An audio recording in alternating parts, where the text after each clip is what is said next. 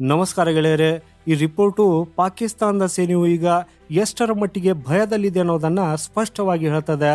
ಪಾಕಿಸ್ತಾನದಿಂದ ಬಂದಿರುವ ಈ ರಿಪೋರ್ಟ್ ಪ್ರಕಾರ ಎಲ್ಲ ಸೇನಾ ಜನರಲ್ಗಳು ಮತ್ತು ಕಮಾಂಡರ್ಗಳು ತಮ್ಮ ಸೈನಿಕರಿಗೆ ಭಾರತದ ಗಡಿಯ ಬಳಿ ಇರುವ ಯಾವುದೇ ಸೈನಿಕನು ತಮ್ಮ ಬಂಕರ್ಗಳಲ್ಲಿ ಸದ್ದಿಲ್ಲದೆ ಅಡಗಿಕೊಳ್ಳಬೇಕು ಮತ್ತು ಯಾವುದೇ ಸಂದರ್ಭದಲ್ಲೂ ಬಂಕರ್ನಿಂದ ಹೊರಬರಬಾರದು, ಅಲ್ಲಿಂದಲೇ ಮೇಲ್ವಿಚಾರಣೆ ಮಾಡಬೇಕು ಅಂತ ಆದೇಶಿಸಿದ್ದಾರೆ. ಇದಲ್ಲದೆ ಭಾರತದ ಸರ್ಜಿಕಲ್ ಸ್ಟ್ರೈಕ್ನ ಹೆಚ್ಚಿನ ಬೆದರಿಕೆ ಇರುವ ಪ್ರದೇಶಗಳಲ್ಲಿ ಪಾಕಿಸ್ತಾನದ ಸೇನೆಗೆ ಭಾರತೀಯ ಗಡಿಯಲ್ಲಿ ಪೆಟ್ರೋಲಿಂಗ್ ಮಾಡೋದನ್ನ ಅಂದರೆ ಗಸ್ತು ತಿರುಗುವುದನ್ನು ನಿಲ್ಲಿಸಲು ಮತ್ತು ನಿಮ್ಮ ಬಂಕರ್ಗಳಿಂದ ಸದ್ದಿಲ್ಲದೆ ಮೇಲ್ವಿಚಾರಣೆ ಮುಂದುವರಿಸುವುದಾಗಿ ಹೇಳಲಾಗಿದೆ.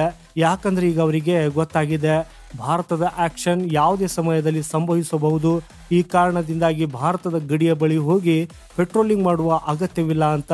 ಅದಕ್ಕಾಗಿ ಇಡೀ ಪಾಕಿಸ್ತಾನ ಮತ್ತು ಪಾಕಿಸ್ತಾನದ ಸೈನ್ಯವು ಈಗ ಭಯದಲ್ಲಿದೆ.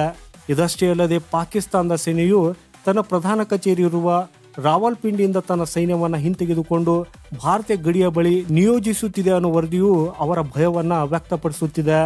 ಅಂದರೆ ಭಾರತದ ಗಡಿಯ ಬಳಿ ಭಾರತೀಯ ಮಿಲಿಟರಿ ಕಾರ್ಯಾಚರಣೆಯನ್ನು ತಡೆಯುವುದಕ್ಕಾಗಿ ಅವರು ತಮ್ಮ ಎಲ್ಲ ಶಕ್ತಿಯನ್ನ ಬಳಸಿದ್ದಾರೆ. ಯಾಕಂದ್ರೆ ಈ ಬಾರಿ ಭಾರತದ ಪ್ರತಿಕ್ರಿಯೆ ತುಂಬಾ ಬಲವಾಗಿರ್ತದೆ ಅನ್ನೋದು ಅವರಿಗೆ ಗೊತ್ತಿದೆ. ಅದಕ್ಕಾಗಿಯೇ ಇಡೀ ಪಾಕಿಸ್ತಾನವು ಈಗ ಹೈ ಅಲರ್ಟ್ ಅಲ್ಲಿದೆ. ಯಾಕಂದ್ರೆ ಭಾರತ ಯಾವ ಕಡೆಯಿಂದ ಯಾವಾಗ ಕ್ರಮ ಕೈಗೊಳ್ಳುತ್ತದೆ ಅನ್ನೋದು ಯಾರಿಗೂ ಗೊತ್ತಿಲ್ಲ. ಸದ್ಯಕ್ಕೆ ಭಾರತೀಯ ನೌಕಾಪಡೆ, ಸೇನೆ ಮತ್ತು ವಾಯುಪಡೆಗಳು ಆಕ್ಷನ್ ಮೋಡಲ್ಲಿದ್ದು ಈ ಸಮಯದಲ್ಲಿ 3 ಸೇನೆಗಳು ವಿಭಿನ್ನ ಯುದ್ಧಾಭ್ಯಾಸಗಳನ್ನ ಮಾಡ್ತಾ ಇವೆ. ಮಿಸೈಲ್ಗಳ ವಿಭಿನ್ನ ಪರೀಕ್ಷೆಗಳನ್ನು ಕೂಡ ಮಾಡಲಾಗ್ತಾ ಇದ್ದು ಅದೇ ಸಮಯದಲ್ಲಿ ಭಾರತ ಈಗ ತನ್ನ 3 ಸೇನೆಗಳನ್ನ ಹೈಯೆಸ್ಟ್ ಅಲರ್ಟ್ ಅಲ್ಲಿ ಇರಿಸಿದೆ. ಅಂದ್ರೆ ಭಾರತ ತನ್ನ ಎಲ್ಲ ಆಪ್ಷನ್ಸ್ ಅನ್ನ ತೆರೆದಿಟ್ಟಿದ್ದು ಯಾವುದೇ ಒಂದು ರೀತಿಯಲ್ಲಿ ಅದು ತನ್ನ ಕ್ರಮವನ್ನ ತೆಗೆದುಕೊಳ್ಳಬಹುದು. ಸೊ ಈ ಪರಿಸ್ಥಿತಿಯನ್ನು ಹೇಗೆ ಎದುರಿಸಬೇಕೆಂದು ಪಾಕಿಸ್ತಾನ ಸೇನೆಗೆ ಅರ್ಥವಾಗದಿರುವುದಕ್ಕೆ ಇದು ಕಾರಣವಾಗಿದೆ.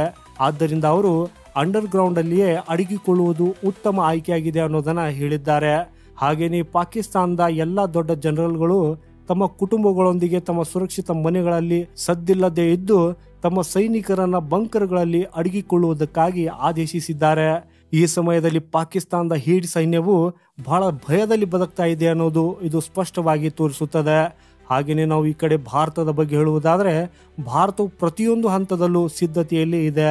ನಮ್ಮ ಸೇನಾ ಕಮಾಂಡರ್ಗಳು ನಿರಂತರವಾಗಿ ಮೀಟಿಂಗ್ಗಳನ್ನು ಮಾಡ್ತಾ ಇದ್ದಾರೆ. ಈಗಷ್ಟೇ ಭಾರತದಲ್ಲಿ ಆಲ್ ಪಾರ್ಟಿ ಮೀಟಿಂಗ್ನು ಕೊನೆಗೊಂಡಿದ್ದು ದೇಶದ ಎಲ್ಲ ರಾಜಕೀಯ ಪಕ್ಷಗಳು ಸರ್ಕಾರವನ್ನ ಸಪೋರ್ಟ್ ಮಾಡ್ತಾ ಇದೆ. ಯಾವುದೇ ಆಕ್ಷನ್ ಅನ್ನ ತೆಗೆದುಕೊಳ್ಳಿ, ನಮ್ಮ ಸಂಪೂರ್ಣ ಬೆಂಬಲ ಇದೆ ಅನ್ನೋದನ್ನ ಹೇಳ್ತಾ ಇದೆ. ಹಾಗೂ ಅತ್ಯಂತ ಆಸಕ್ತಿದಾಯಕ ವಿಷಯವೆಂದ್ರೆ ಪ್ರಪಂಚದಾದ್ಯಂತದ ಎಲ್ಲ ನಾಯಕರು ಮತ್ತು ದೇಶಗಳು ಭಾರತದ ಪರವಾಗಿ ನಿಂತಿವೆ. ಹಾಗೇನೆ ಈ ಕತಾರ್ನಂತಹ ಪಾಕಿಸ್ತಾನ್ ಪ್ರೇಮಿಗಳೆಂದು ಪರಿಗಣಿಸಲ್ಪಟ್ಟ ದೇಶಗಳು ಸಹ ಭಾರತದ ಪರವಾಗಿ ನಿಂತು ಪಹಲ್ಗಾಮ್ನಲ್ಲಿ ದಾಳಿಯನ್ನ ಖಂಡಿಸಿ ಭಾರತದ ಕಡೆಗೆ ತಮ್ಮ ನಿಷ್ಠೆಯನ್ನ ವ್ಯಕ್ತಪಡಿಸುತ್ತಿವೆ. ಇದರ ಹೊರತಾಗಿ ಎಲ್ಲ ಅರಬ್ ರಾಷ್ಟ್ರಗಳು ಭಾರತವನ್ನ ಬೆಂಬಲಿಸುತ್ತಿವೆ. ಹಾಗೂ ಕೆಲವೇ ಗಂಟೆಗಳ ಹಿಂದೆ ಇಸ್ರೇಲ್ ಪ್ರಧಾನಿ ಬೆಂಜಮಿನ್ ನೆತನ್ಯಾಹು ಅವರು ಫೋನ್ ಕರೆಯ ಮೂಲಕ ಭಾರತಕ್ಕೆ ತಮ್ಮ ಬೆಂಬಲವನ್ನ ವ್ಯಕ್ತಪಡಿಸಿದರು. ಅಂದ್ರೆ ಇಡೀ ಅಂತಾರಾಷ್ಟ್ರೀಯ ಸಮುದಾಯವು ಭಾರತವನ್ನ ಸಪೋರ್ಟ್ ಮಾಡ್ತಾ ಇದೆ. ಆದರೆ ಪಾಕಿಸ್ತಾನವನ್ನ ಇನ್ನೂ ಹೆಚ್ಚು ಆಘಾತಗೊಳಿಸಿರುವ ವಿಷಯವೆಂದ್ರೆ ಫಾರಿನ್ ಡಿಪ್ಲೊಮ್ಯಾಟ್ಗಳಿಗೆ ಬ್ರೀಫ್ ಮಾಡುವುದು. ಇದರರ್ಥ ವಿದೇಶಿ ರಾಜತಾಂತ್ರಿಕರಿಗೆ ನೀಡಿದ ಮಾಹಿತಿ. ಆಕ್ಚುಲಿ ಭಾರತವು ದೆಹಲಿಯಲ್ಲಿ ವಿಶ್ವದ 20ಕ್ಕೂ ಹೆಚ್ಚು ಶಕ್ತಿಶಾಲಿ ದೇಶಗಳ ರಾಜತಾಂತ್ರಿಕರನ್ನ ಕರೆದು ಅವರಿಗೆ ಸರಿಯಾದ ಮಾಹಿತಿ ನೀಡಿ ಈ ದಾಳಿಯ ಬಗ್ಗೆ ಅವರಿಗೆ ತಿಳಿಸಿದೆ. ಹಾಗೂ ಇದರಲ್ಲಿ ಪಾಕಿಸ್ತಾನವನ್ನ ಹೆಚ್ಚು ಆಘಾತಗೊಳಿಸಿರುವ ಒಂದು ಹೆಸರು ಚೀನಾ. ಹೌದು, ನಾವು ಭಾರತದಲ್ಲಿರುವ ಚೀನಾ ರಾಯಭಾರಿಯನ್ನ ಕರೆದು ಅವರಿಗೆ ಮಾಹಿತಿ ನೀಡಿದ್ದೇವೆ.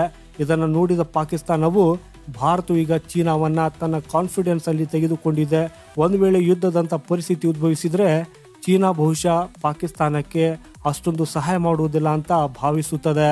ಇದರ ಹೊರತಾಗಿ ಕಳೆದ ಕೆಲವು ತಿಂಗಳುಗಳಲ್ಲಿ ಭಾರತ ಮತ್ತು ಚೀನಾ ನಡುವಿನ ಸಂಬಂಧಗಳಲ್ಲಿ ಈ ಹೆಪ್ಪುಗಟ್ಟಿದ ಮಂಜುಗಡ್ಡೆಯು ಕರಗಿದೆ. ಸೊ ಇದರಿಂದಾಗಿ ಪಾಕಿಸ್ತಾನ ಚಿಂತಿತವಾಗಿದೆ. ಅಂದ್ರೆ ಈ ಬಾರಿ ಪಾಕಿಸ್ತಾನವು ತುಂಬಾ ಕೆಟ್ಟದಾಗಿ ಸಿಕ್ಕಾಕಿಕೊಂಡಿದ್ದು ಭಾರತ ಈಗ ಅವರನ್ನ ಎಷ್ಟು ಬಲವಾಗಿ ಹೊಡೆಯಲಿದೆ ಅನ್ನೋದನ್ನ ನೋಡುವುದು ಆಸಕ್ತಿದಾಯಕವಾಗಿರಲಿದೆ. ಸೊ ಗೆಳೆಯರೆ, ಮಾಹಿತಿ ಇಷ್ಟವಾದರೆ ವಿಡಿಯೋನ ಲೈಕ್ ಮಾಡುತ್ತಾ ಕಮೆಂಟ್ ಅಲ್ಲಿ ನಿಮ್ಮ ಅಭಿಪ್ರಾಯವನ್ನ ತಿಳಿಸಿ. ಸಿಗೋಣ ಮುಂದಿನ ಮತ್ತೊಂದು ಇಂಟ್ರೆಸ್ಟಿಂಗ್ ಮಾಹಿತಿಯೊಂದಿಗೆ. ವಂದೇ ಮಾತರಂ. ಭಾರತ್ ಮಾತಾ ಕಿ ಜೈ.